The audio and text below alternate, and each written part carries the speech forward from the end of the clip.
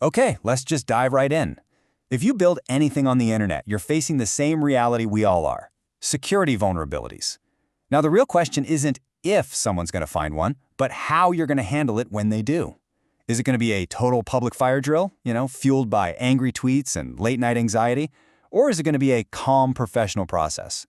In this explainer, we're going to break down exactly how you can build that path to calm. And this is the fundamental truth we just have to start with. It's inevitable. Someone, somewhere, is going to find a bug in what you've built. The only thing you actually have control over is what happens next. You get to decide if they find a clear, easy door to knock on, or if they're left with no choice but to shout about it in a public square. And that choice, it leads down one of two very, very different paths. On one side, you've got the chaos path. We're talking angry tweets, support tickets getting lost in the system, late-night panic attacks, and yeah, even some pretty serious legal worries. But on the other side, that's the calm path. Professional reports, clear, actionable steps for your team, and a predictable process that turns all that anxiety into, well, operational zen. So let's talk about that first choice you have to make.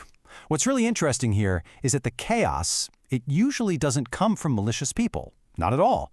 It comes from a broken process. When a researcher who is trying to help you has no clear way to get in touch, that's when things get messy fast. Get this. This is a true story. A security researcher found a totally valid issue, did the right thing, and filed a support ticket. But because there wasn't a dedicated security channel, the system's automation saw a few keywords and, boom, automatically closed the ticket as billing related.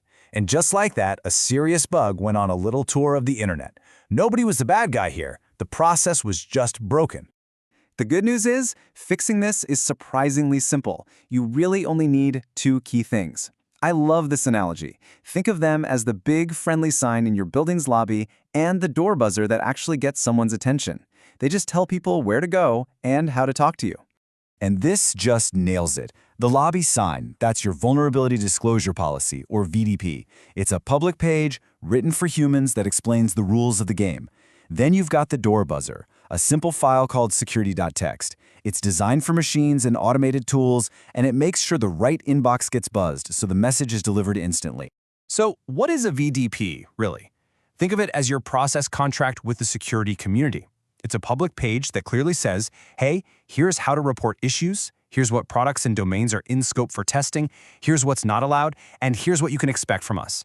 It's all about setting crystal clear expectations. And security.txt is its machine-readable buddy. It's a standardized text file. It's actually an official standard, RFC 9116, and it lives in a predictable place on your website in a folder called .wellknown. All the automated tools and scanners know to look right there, and it points them straight to your VDP and your security contact. No guesswork needed. So the whole point is that when these two tools work together, they create this super efficient routing system. They make sure good reports land in the right inbox right away, which cuts down on all the noise and creates a clean, reliable paper trail. This is how you make your security intake process, well, boring. And trust me, in security, boring is the highest compliment you can get. Okay, so having these tools is step one, but what you say in them, man, that's where the magic or the disaster happens. Vague or confusing language can create just as much chaos as having no policy at all. So let's focus on wording that actually works and stops these misunderstandings before they can even start. A really strong VDP stands on 4 pillars. First up, scope. You have got to be incredibly specific about what domains, apps, and APIs are in scope and which ones are out. Second, safe harbor. This is huge. It's your promise not to go after helpful people who play by your rules. Third, prohibitions. Be direct. Ban harmful stuff like extortion or messing with your service. And finally, timelines. Be honest. Use phrases like, we aim to respond, instead of we will respond, unless you can 100% guarantee it. And I can't overstate how important that clear scope is. There's a story about a company that had a partner integration on a subdomain. It looked like it was theirs, but it wasn't. A researcher found an issue there and, thinking they were being helpful, started testing it across a bunch of accounts. To the legal team, it looked like unauthorized access. To the researcher, it looked like good faith research. The fix for all that stress wasn't a better lawyer, it was a better sentence in the VDP that clearly defined what was in and out. You can also use your VDP to basically train researchers to give you better reports. Your intake clause should just ask for 4 key things: the specific thing that's affected, numbered steps so you can reproduce the bug, a description of the potential impact, and a proof of concept, like some code or a screenshot. This helps you get straight to fixing, not guessing. Okay, time for a quick fire round on what not to do. There are a few common mistakes, anti-patterns in VDPs that are pretty much guaranteed to create confusion and frustration. Let's hit the top 3. First up, heroic promises you just can't keep. Saying you'll respond in 24 hours sounds awesome, right? But unless you can really deliver that on a holiday weekend when half your team is out with the flu, don't say it. Breaking promises kills trust. A realistic timeline is always, always better.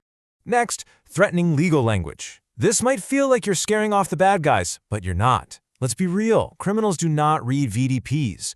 You're actually scaring away the helpful, good faith researchers who are trying to help you. A clear safe harbor clause is just way more strategic. And finally, never, ever, ever imply you pay bounties if you don't have a funded operational bug bounty program. Hinting at rewards without a real program just creates false hope and leads to angry researchers who feel like you misled them. Just be upfront and clear.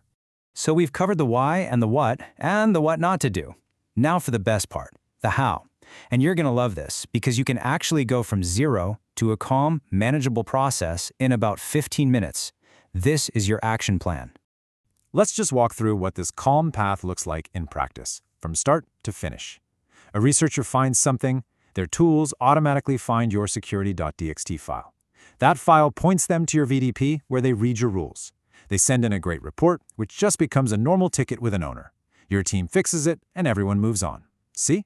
It's predictable, it's boring, it's calm.